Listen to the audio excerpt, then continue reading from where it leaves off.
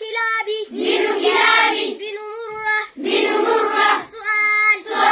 ما اسم والده ومتى توفي جواب اسمه عبد الله بن عبد المطلب توفي ورسول الله في بطن أمه سؤال اذكر بعد أسماء الرسول جواب محمد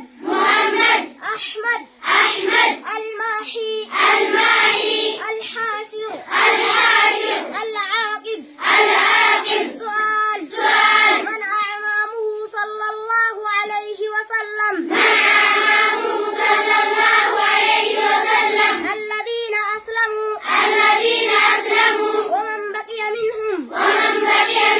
في الكفر بعد نبوته صلى الله عليه وسلم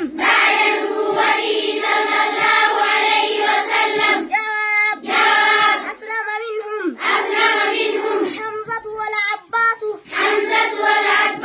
وبقي في الكفر أبو طالب وأبو لهب. ما شاء الله ما شاء الله ما شاء الله، بارك الله فيك، جزاك الله خيرا، حفظك الله.